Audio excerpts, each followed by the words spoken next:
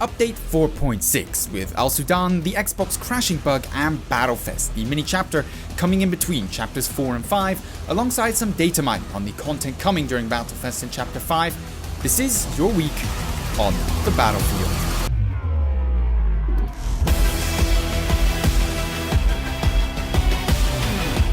Welcome to this episode of This Week on the Battlefield, the show where we cover news, updates, the community, and so much more, all around the Battlefield franchise. As per usual, there's much to cover, so let's jump straight into it.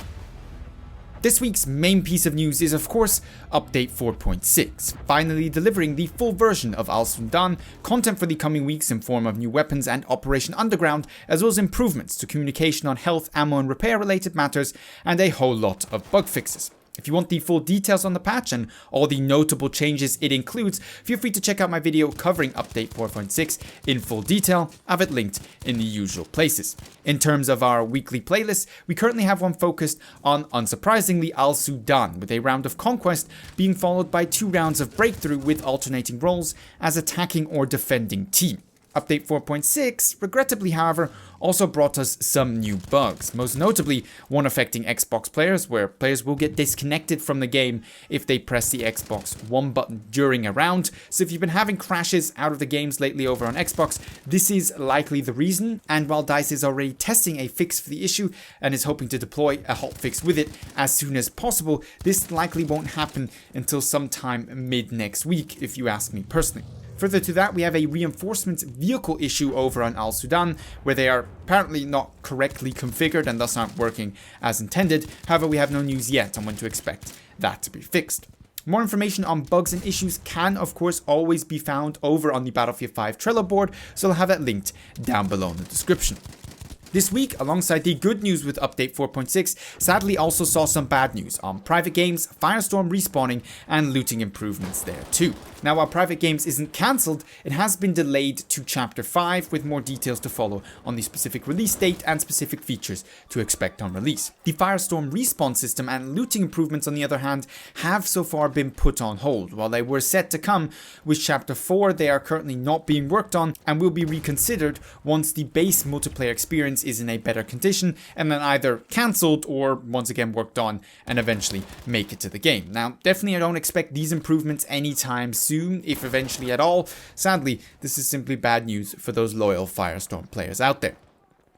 In what to expect next week, we have Battlefest coming to Battlefield 5, supposedly at least, because I'm not quite sure if it is official that it is supposed to begin next week's Thursday on October 3rd. I've seen some posts about it, I've seen some pictures on it, kind of in-game messages displaying that is when it's coming, but I haven't seen a dev come out there and state, yes, this is when it's happening, so most likely at least, Battlefest is starting next week. Now, this is the previously reported, so to say, in-between chapter that will be bringing us new weapons, gadgets, and of course, Operation Underground. Now, known rewards so far, and these have been confirmed, are the Madsen MG, C96 Trench Carbine, and Fliegerfaust anti-air gadget, as well as, of course, the Operation Underground map.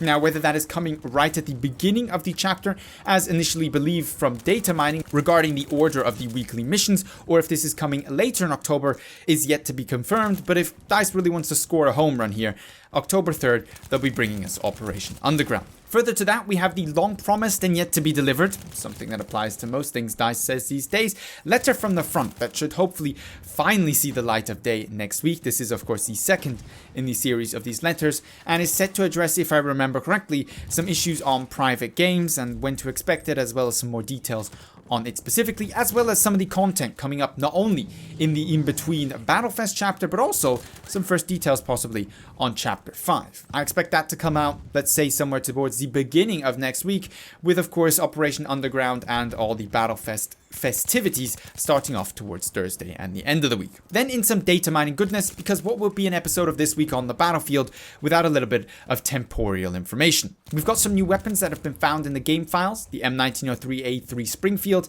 and the M3 SMG in a suppressed version, the Type 11 LMG and the Type 44 supposedly likely to be implemented as a bolt action carbine for the medics. And lastly, in terms of weapons, we have a cool looking melee weapon. In game mode news, and this is something I am personally relatively excited about, we have the first references to a Capture the Flag game mode currently set to be an 8v8 mode. And even better, we have Rotterdam Mercury supposedly now available over on Rush, likely to go alongside the existing Rush maps and Operation Underground, which supposedly is also being designed on Rush. This should make for one of the weekly challenges set to focus on the game mode, which of course would be fantastic for all those fans of the more linear, infantry-focused game modes like myself. Speaking of Operation Underground, however, we also have an idea of the map layout thanks to Temporyal. It kind of shows what the developers have already confirmed previously, meaning that while this is a reimagining of Metro, it likely will offer slightly more in terms of flanking options than previous iterations and won't be quite as grindy and choke point focused as both Metro and of course Operation Locker.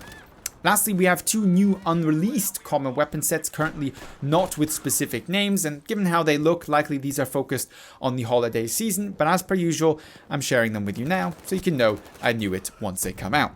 Now, all of this information is of course data mined, thus take it with a grain of salt, and per usual is provided by Temporyal, so if you want to stay up to date on all the latest data mined information, I'll link his Twitter down below in the description, definitely worth a follow or checking out.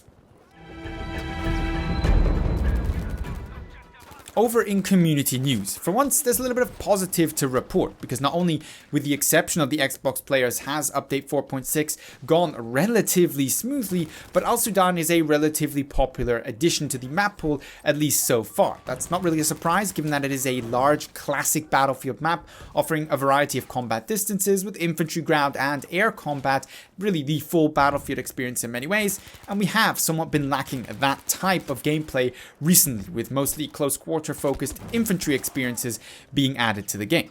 Further, the community has found what seems to be the next steps and continuation of the Easter egg saga over on Al Sudan, so keep those eyes peeled for a couple of suspicious telephones over on that map. And we have a little bit of YouTuber beef regarding a former member of our community, White Boy 7 Street, going after some of the Battlefield YouTubers, specifically Westy and Level Cap, regarding their input and feedback on the ground war mode over in Call of Duty. Some questionable claims there, some immature behavior, probably from all sides. I won't be linking to the relevant videos, you can find those yourself over on White Boy's channel, but I thought I would mention it, and it is relevant so that you understand what some of your favorite YouTubers or content producers on Twitter are tweeting about. Likes of Westy and AK Art have already put out their opinions on the matter. And then over in Only in Battlefield moments, we start this week's collection off with some excellent flying by the one and only Ghost. Next up, we have Barkst M8 with some excellent anti-plane shooting.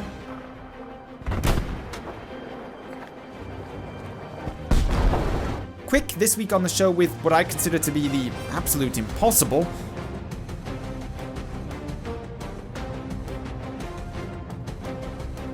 And lastly, we have Honking Wizard with some peak communication strategies to help you curb the destructive tendencies of your average friendly tanker and his real hate for the fortifications you just finished setting up.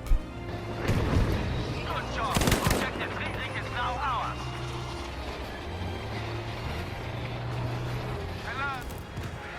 But with that, we're coming to the end of this week's episode. If you enjoyed the show, find it interesting or entertaining, don't forget to give it a thumbs up, share, and of course hit me up with your feedback, suggestions, and opinions down below in the comments or over on Twitter. With all that being said, however, I'd like to thank you very much for watching, and hope to see you in the next episode of This Week on the Battlefield.